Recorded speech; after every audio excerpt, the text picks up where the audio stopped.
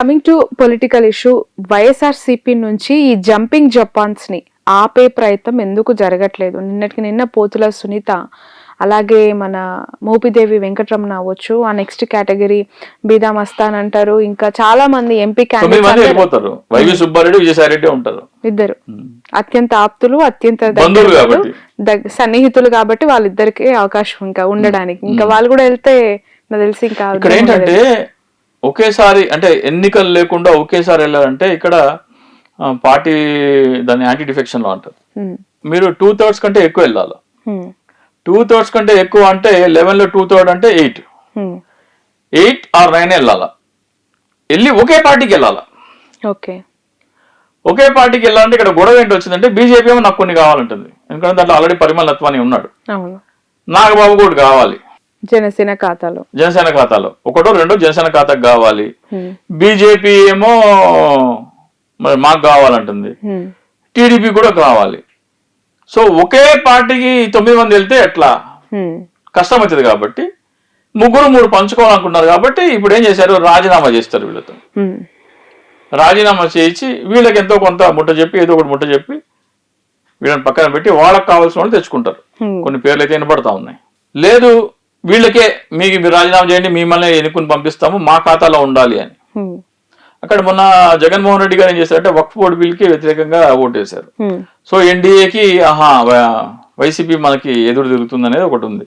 So ఉన్న 11 ఎంపీలు మన కంట్రోల్లోకి రావాలంటే ఏం చేయాలి, వాళ్ళ చేత రాజీనామా చేయించి రీఎలెక్ట్ చేయించడం కానీ, లేదా ఎన్ బ్లాక్ గా కావాలంటే బీజేపీ మాకు 8 మంది మాకు కావాలి, ఎందుకంటే బీజేపీకి షార్టేజ్ ఉంది కాబట్టి మాకు వస్తే బాగుంటుందని బీజేపీ అనుకుంటుంది. అరే నేను కష్టపడి ఇక్కడ నేను పార్టీని గెలిపించాను, ఈవీఎం ట్యాంపర్ చేసి నాకు కావాలని చంద్రబాబు నాయుడు అనుకుంటారు. అచ్చా పవన్ కళ్యాణ్ కూడా నా అన్నకో నా తమ్ముడికో ఎవరికో వాళ్ళకో పంపించాలనుకుంటారు. బట్ ఈ సిచ్యువేషన్ లో ఇంతమంది వలసలు వెళ్ళిపోతే పార్టీ ఎలా సస్టైన్ ఎందుకు పార్టీ సస్టైన్ కావట్లేదని కదా వీళ్ళు వెళ్ళిపోతున్నారు. ఇంకా పార్టీ ఫ్యూచర్ లేదని వెళ్ళిపోతున్నారు. జగన్మోహన్ రెడ్డి కనుక నేను ఇందాక చెప్పినట్టు 164 మంది ఎమ్మెల్యేలు 21 మంది ఎంపీలు కంటెంప్ట్ ఆఫ్ కోర్ట్ వేయండి, ఫామ్ 20 ఎందుకు అప్లోడ్ చేయట్లేదని లెక్కించిన ఓట్లకి దీనికి కంటెంప్ట్ ఆఫ్ కోర్ట్ వేయమంటే అప్పుడు అదే ఇది ఏమైనా పెద్ద కేసు అయ్యి మళ్ళీ ఎన్నికలు వస్తే వైసీపీ గెలిచే ఆస్కారం. ఒకవేళ కంటెంప్ట్ ఆఫ్ కోర్ట్ వస్తే మళ్ళీ ఎన్నికలు తథ్యమండి, ఇది రాసి పెట్టుకోండి. కంటెంప్ట్ ఆఫ్ కోర్ట్ 164 మంది 21 మంది కలిసి ఇస్తే ఆంధ్రప్రదేశ్ లో ఎన్నికలు తథ్యం. ఎందుకంటే రుజువు అయిపోతుంది ఈ ఎన్నికలు దొంగిలించబడ్డ ఎన్నికలు, రాజ్యాంగ వ్యతిరేకంగా రాజ్యాంగాన్ని కూని చేసిన ఎన్నికల ప్రక్రియ అని రుజువు అయిపోతుంది. ఎన్నికలు తథ్యం. ఎప్పుడైతే జగన్మోహన్ రెడ్డి గారు కంటెంప్ట్ ఆఫ్ కోర్ట్ ఏమైనా ఆదేశాలు ఇస్తారో అప్పుడు ఈ వలసలు ఉండవు. ఇంకా అప్పుడు అందరూ సార్ సార్ అని మళ్ళీ ఎండబడతారు. ఎందుకంటే కంటెంప్ట్ ఆఫ్ కోర్ట్ వస్తే సీన్ మారిపోతుంది. బట్ ఈ కష్టకాలంలో నాయకుడు తమకి 5 ఏళ్ల పదవీ కాలాన్ని ఇచ్చారు, వాళ్ళకి ఒక పొజిషన్ ని ఇవ్వడం జరిగింది గవర్నమెంట్ లో అనే ఆలోచన ఈ వెళ్తున్న నాయకులకు కావచ్చు, ఏ పార్టీ అయినా సరే ఇర్రెస్పెక్ట్ ఆఫ్ ఎనీ పార్టీ, వైసీపీ అని కాదు టీడీపీ అని కాదు. మొన్న మేయర్, ఏలూరు మేయర్ ఆవిడ టీడీపీ నుంచి వచ్చారు, రాగానే ఇక్కడ మేయర్ అయ్యారు, ఇక్కడ అధికారం పోగానే మళ్ళీ వెళ్ళి టీడీపీలో జాయిన్. దీన్ని ఎలా చూడాలి? ఈ ఎన్నికలు 164 మ్యాండేటే సక్రమం కానప్పుడు డౌట్ ఏమొస్తుందంటే జగన్ గారు లండన్ వెళ్తున్నారు, ట్రిప్ ఉంది సూన్, ఆయన వచ్చే వరకు అసలు వైసీపీలో ఎవరైనా ఉంటారా ఉండరా అనేది కూడా ఒక డౌట్. ఆయన మొత్తం పార్టీ ఇంటాక్ట్ ఉండాలంటే కంటెంప్ట్ ఆఫ్ కోర్ట్ ఏంటో మనం చూద్దాం. అసలు ఈ ఎన్నిక ఏంటి, ఈ కథ ఏంటి, ఫామ్ 20 ఎందుకు అప్లోడ్ చేయట్లేదు, ఏంటి అందరూ ఫామ్ 20 అప్లోడ్ చేయమని సుప్రీంకోర్టుకి వెళ్ళండి అని ఒక ఇచ్చేసేసి ఇస్తే మొత్తం ఆంధ్రప్రదేశ్ దేశం మొత్తం షేక్ అవుతుంది, దేశం మొత్తం షేక్ అవుతుంది. సో వీళ్ళకి ఇక లాయల్టీ విషయం అంటారా, 100 కోట్లకు అమ్ముడు పోయిన వాళ్ళు 1000 కోట్లకు పోతాడు, 1000 కోట్లకు అమ్ముడు పోయిన వాళ్ళు 10,000 కోట్లకు అమ్ముడు పోతాడు, 10,000 కోట్లకు కూడా అమ్ముడుపోయినాడు, ప్రాణానికి నెత్తి మీద కత్తి పెట్టి అమ్ముడు పోతాడు అన్నారు. మరి వాళ్ళని ఏం చేసి చేస్తున్నారో లేకపోతే వాళ్ళంతటి వాళ్ళే వెళ్తున్నారో మనకి తెలియదు. కానీ లాయల్టీ కూడా ఒక బ్యారియర్ ఉంటుంది కదా. Not at the cost of my life అంటారు. వాళ్ళకి ఏం పరిస్థితుల్లో మనకైతే తెలియదు. కానీ జగన్మోహన్ రెడ్డి గారు తన అంటే ఇప్పుడు నా క్వశ్చన్ ఏంటంటే లైక్ ఈ మేయర్స్ ఈ అన్ని కార్పొరేషన్స్ లో కావాల్సిన ఆల్మోస్ట్ మ్యాండేట్ వైసీపీకి ఎక్కువగా బలం ఉంది. బట్ ఈ స్థాయిలో ఇప్పుడు వలసలను ఎంకరేజ్ చేస్తున్న టీడీపీకి సంబంధించి చూస్తే వాళ్ళకి అంత 161 మెజారిటీ వచ్చిన తర్వాత కూడా దీన్ని ఎందుకు ఫేక్ మ్యాండేట్ కాబట్టి ఎప్పుడైతే మీ ఫేక్ మ్యాండేట్ ఉన్నారో మీ ఫేక్ మ్యాండేట్ మీరు దాన్ని కన్సాలిడేట్ చేసుకోవాలంటే ఏం చేయాలి? కింద పునాదులు లేకుండా గాల్లో ఉన్న పేక మేడ ఈ 164. సో కింద పునాదులు కట్టాలా అంటే ఏంటి? ఈ కింద ఉన్న వాళ్ళందరినీ తీసుకొచ్చి పార్టీలో చేర్చుకోవాలి. అప్పుడు పునాదులు బలపడతాయి, అప్పుడు ఇది కూలిపోకుండా ఉంటది. రైట్. నిన్న మొన్న మీరు చూసుంటారు జత్వానికి సంబంధించి ముంబై నటిని బాగా వేధించారు అని చెప్పి. అప్పుడు కూడా ఈ మీడియా సంస్థలు ఉన్నాయి, అప్పుడు కూడా ప్రతిపక్షంలో టీడీపీ ఉంది.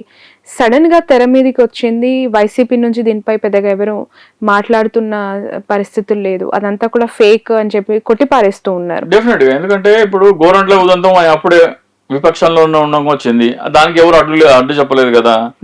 అట్లాగే గంట అరగంట కొన్ని ఉదంతాలు ఉన్నాయి, అవి కూడా బయటపడినాయి కదా. మరి అలాంటప్పుడు ఇలాంటి ఆ రోజున జరిగింటే వదులుకుంటారా? తెలుగుదేశం మీడియా ఊరుకోరు కదా, దాన్ని క్యాపిటలైజ్ చేసుకుంటారు కదా.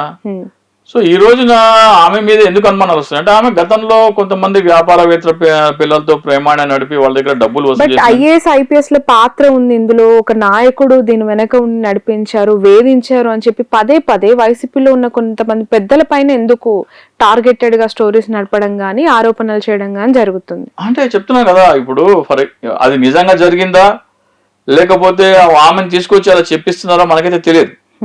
డెఫినెట్ గా ఒక నెగటివ్ క్యాంపెయిన్ అయితే వైసీపీ మీద నడుస్తుంది.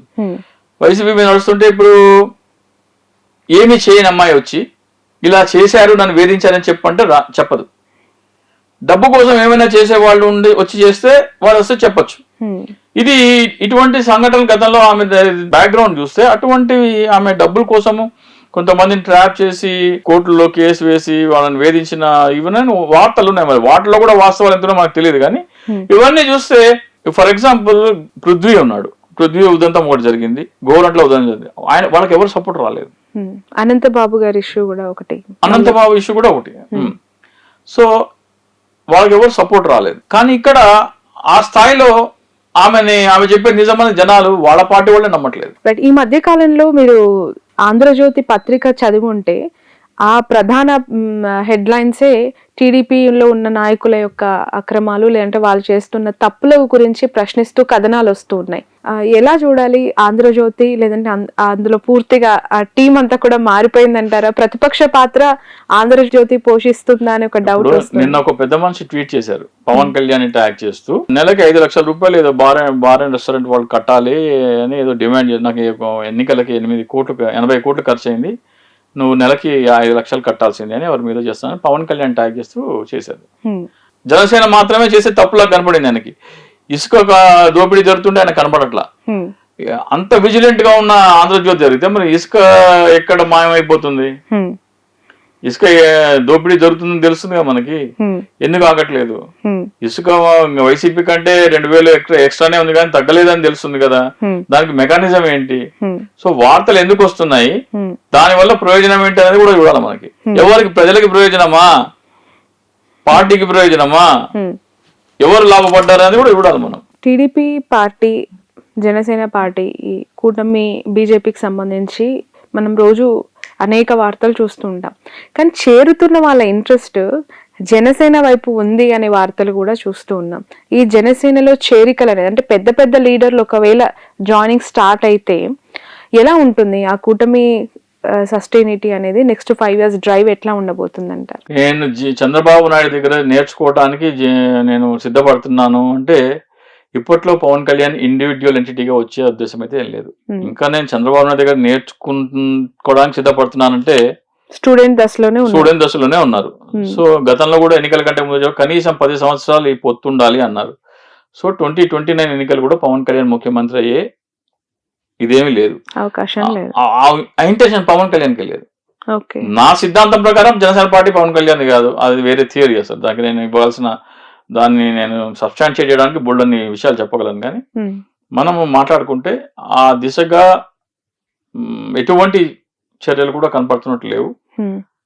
పవన్ కళ్యాణ్ తన బ్రాండ్ చూపించుకోవాలంటే, ఫర్ ఎగ్జాంపుల్ నిన్న గుడ్డవల్లేరు ఉంది కదా, గుడ్డవల్లేరులో కందులు దుర్గేష్ వెళ్ళేసేసి అక్కడ ఏంటో విషయం చూడమని, ఒక ప్యారలల్ గవర్నెన్స్ మీద ఒక విజిలెన్స్ లాగా ఉంటే ఆయన పట్ల జనాదరణ పెరుగుతుంది. అంతేగాని ఎల్జీ పాలిమర్స్ లో జరిగితే ఒక మాట, ఇప్పుడు అశోభన జరిగితే ఇంకో మాట మాట్లాడి చెత్త పన్ను వేసే ప్రభుత్వం చెత్త ప్రభుత్వం అని దానికంటే పెంచి జగన్మోహన్ చేసి ఈ రోజు వరకు తెలుగుదేశం చేసిందంటే జగన్మోహన్ రెడ్డి చేసిందే ఇంకొంచెం పెంచి చేస్తుంది. ఇస్తామన్న హామీలు కూడా ఏంటి, జగన్మోహన్ రెడ్డి చేస్తే శ్రీలంక అయిపోతుంది, వెనెజువేలా అయిపోతుంది అని చెప్పిన వాళ్ళు ఆయన రూపాయి ఇస్తే మేము 3 రూపాయలు ఇస్తామన్నారు. సో జగన్మోహన్ రెడ్డి పరిపాలన మీద ఆమోద ముద్ర వేసినారు ఒక విధంగా చెప్పాలంటే. జగన్మోహన్ రెడ్డి ఆయన విపక్ష నాయకుడు, ఆయనకి బద్ద వ్యతిరేకమైన చంద్రబాబు నాయుడుతో శభాష్ అనిపించుకున్నాడు. పొలిటికల్ అనాలిసిస్ చేస్తే ఏ కార్యక్రమాలు అయితే జగన్మోహన్ రెడ్డి చేస్తే అవి తీసి పడేశారో వాటినే ఎండోర్స్ చేశారు. ఇది కరెక్ట్ అన్నారు. థ్యాంక్ యూ సో మచ్ అండి చింతా రాజశేఖర్ గారు. మీరు చేస్తున్న ఈ ఫైట్ అంటే వీవీ ప్యాట్స్ కి సంబంధించి చాలా రోజుల నుంచి మీరు అనేక ఛానళ్లలో దీనిపైన మాట్లాడుతూ ఉన్నారు. బట్ ఆ ప్లాట్ఫామ్ ని ఎక్కువగా యూటిలైజ్ చేసుకోవాల్సింది ప్రతిపక్షంలో ఉన్న వైఎస్ఆర్సీపీ. ఆ నాయకుడు ఎలా స్పందిస్తారు, ఎట్లా ముందుకెళ్తారు? ఎందుకంటే మీరు మాట్లాడిన తర్వాత చాలా మంది ఎమ్మెల్యేస్ కి కూడా అనేక డౌట్స్ ఉన్నాయి. అఫ్ కోర్స్ నిన్న రోజా గారు కూడా అన్నారు ఇలాంటి మ్యాండేట్ వస్తుందని ఊహించలేదు, చాలా షాకింగ్ రిజల్ట్ ఇవి అని ఇప్పుడు కూడా డైజెస్ట్ చేసుకోవట్లేదు. ఇలాంటి వాళ్ళందరూ ఒక్కతాటిపైకి వచ్చి దీనిపైన ఫైట్ చేస్తారా, ఎట్లా ఉండబోతుంది అనేది? అంటే 3 నెలలు చాలా పెద్ద టైం అండి. ఇంకా మీరు ఆలోచిస్తూ మినమేషాలు లెక్కించుకుంటే ఫస్ట్ ఆఫ్ ఆల్ మీరు ఈ ఓటమిని యాక్సెప్ట్ చేస్తున్నారా, అంగీకరిస్తున్నారా, ఇది ఆమోదిస్తున్నారా? పీపుల్ ఇచ్చిన మ్యాండేట్ 11 మీరు యాక్సెప్ట్ చేస్తున్నారా లేదా? నాకైతే కనబడట్లేదు. నాకైతే 110 కనబడుతుంది. వాళ్ళు 164 యాక్సెప్ట్ చేస్తుంటే వాళ్ళ కర్మ. ఇంకా మనం ఏం చేయలేదు. మీకు కనిపించట్లేదు అక్కడ గవర్నమెంట్ వాళ్ళ పనులలో నిమగ్నం అయిపోయి 100 రోజులు కంప్లీట్ చేసుకుంటుంది. నేను ఒక ఎగ్జామ్ రాశాను, నేను ఫెయిల్ అయ్యాను అన్నారు. ఆ పేపర్ ఏది తీసుకురమ్మంటే తీసుకురాకపోతే అనుమానాలు వస్తాయి. పేపర్ ముందర పెట్టండి, మీ కీ ముందర పెట్టండి, నేను రాసింది అంటే కీతో సరిపోతుందో లేదో అప్పుడు మార్కులు వేయండి, అప్పుడు టోటల్ చేయండి, అప్పుడు నన్ను ఫెయిల్ అని డిక్లేర్ చేయండి అడుగుతున్నాను. ఫామ్ 20 అంటే అదే.